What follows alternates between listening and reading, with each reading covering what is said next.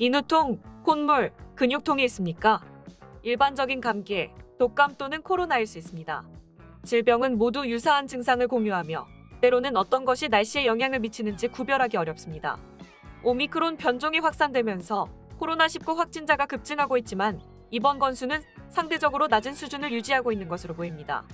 예방접종을 받은 사람들의 경우 증거에 따르면 이 변이체에 의한 감염이 심각하지 않을 가능성이 낮다고 역학자인 압둘 엘사이드 박사는 말했습니다.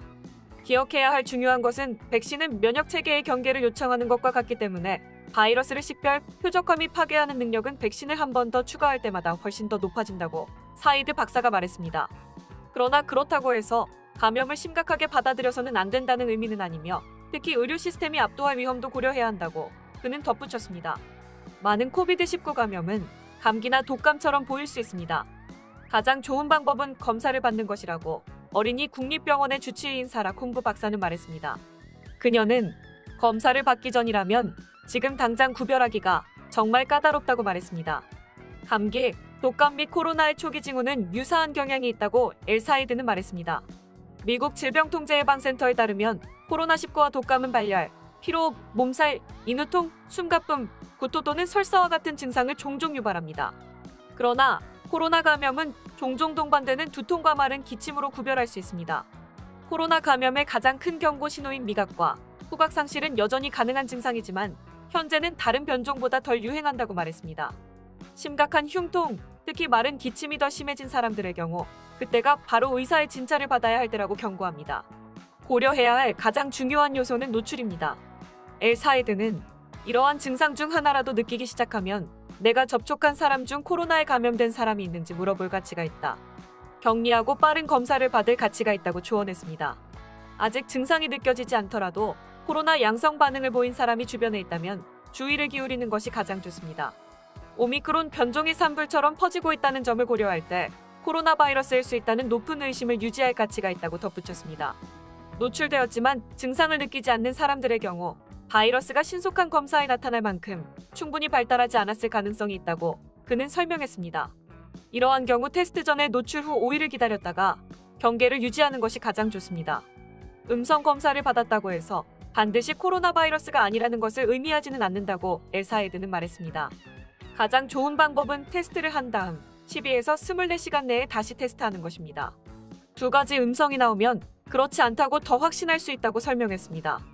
코로나이든 감기이든 바이러스성 질병과 싸우는 동안 항상 격리하는 것이 좋습니다. 코로나19로 확산 위험이 높아지면서 격리의 중요성이 더욱 커지고 있습니다. 다음 뉴스입니다. 캐나다에서 주택을 구입하길 희망하는 사람들은 내년 금리 인상을 주시해야겠습니다. 부동산 중개업체 주카사의 보고서에 따르면 코로나19 팬데믹 이후 치솟았던 주택가격과 공급 부족 현상은 내년에도 이어질 것으로 예상합니다. 주카사는 지난 3월 캐나다 은행이 금리를 역사상 최저치인 2.5%로 인하함으로써 모기지 대출 이자를 그 어느 때보다 저렴하게 받을 수 있도록 하였으며 더 많은 구매자가 부동산 시장에 뛰어들도록 유도했다고 말했습니다. 가장 최근 발표에서 캐나다 중앙은행은 내년 중반에 금리를 인상할 계획이라고 말했습니다. 우리는 금리가 인상되었을 때 주택 시장의 열기가 둔화되는 것을 지난 2018년 경험했습니다. 부동산 가격은 거의 5% 하락했고 판매가는 19% 하락했습니다. 하지만 현재 주택 시장은 2018년과 사뭇 다른 모습을 보이고 있습니다. 최근 시장 데이터에 따르면 다음 달에 4,345개의 주택이 시장에 나올 예정입니다. 이는 최근 2년 중 가장 낮은 수치입니다.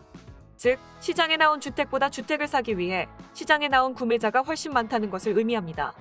내년에 금리를 인상하겠다는 중앙은행 발표에 구매자들은 그 전에 모지기를 받아 주택을 구매하려고 할 것입니다. 따라서 내년 1월과 2월은 예년과 다르게 부동산 시장 열기가 매우 뜨거울 것으로 예상됩니다. 캐나다 부동산협회는 2022년 캐나다 전역의 주택가격이 7.6% 증가할 것이라고 예상했습니다. 특히 온타리오주가 11.5% 증가할 것으로 예상했습니다. 팬데믹 기간 동안은 큰 주택들이 가격 상승을 주도했지만 내년에는 콘도나 타운하우스와 같은 저렴한 가격대의 주택들이 내년 성장을 이끌 것으로 예측하고 있습니다. 다음 뉴스입니다. BC주 교사들은 1월 4일 개학을 앞두고 있는 가운데 시간이 지날수록 오미크론 변이 확산이 증가하자 29일 오전 BC주 교사연맹은 안전조치를 마련한 뒤에 학생들을 맞이해야 한다며 개학을 연기해달라고 교육부와 보건부에 요청했습니다. BC주 교사들은 코로나19 팬데믹 이후 정신적으로나 육체적으로 많은 스트레스를 받고 있다고 호소해왔습니다. 팬데믹 이전과 비교했을 때 2배 이상이 되는 과중한 업무에 시달리고 있고 코로나19에 대한 충분한 안전조치가 마련되지 않은 상황에서 학생들을 보호하기 위해 노력해왔다고 교사연맹은 말했습니다. 충분한 추가 안전조치를 우선 마련한 뒤에 개학하는 것이 코로나19 감염으로 인한 교사와 학생들의 결석을 예방하는 길이라고 주장했습니다. 대면 학습과 온라인 학습이 함께 이뤄지는 하이브리드 모델이 교사의 부담을 덜어줄 수 있다고 교사연맹은 덧붙였습니다. 이에 대해 BC주 정부는 필수 근로자 자녀들은 1월 4일 학교에 가고 나머지 학생들은 1월 10일 월요일에 등교하라고 같은 날 오후에 발표했습니다. 교직원은 1월 4일 학교에 복귀할 예정입니다. 이로써 교사와 교직원들은 새로운 안전조치를 시행할 시간을 벌게 되었습니다.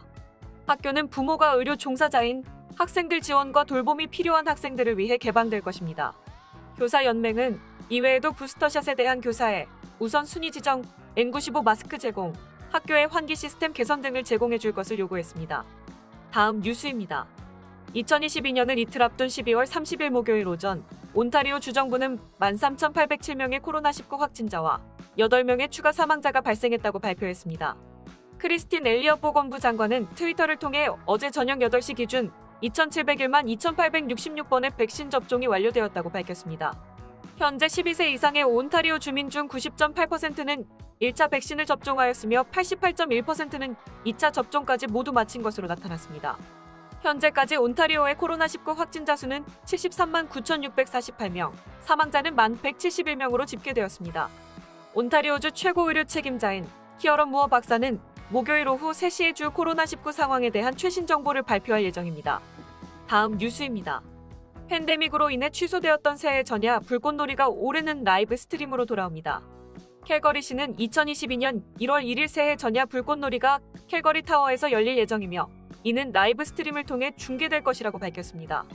캘거리시와 CJSW 90.9FM이 주관하는 이번 라이브 스트림에는 캐네디언 아티스트 워치복한 토머스, 문너너 83 등이 출연하는 뮤지컬 사운드 트랙에 맞춰 진행될 예정으로 2021년 12월 31일 오후 11시 55분부터 생방송으로 진행됩니다.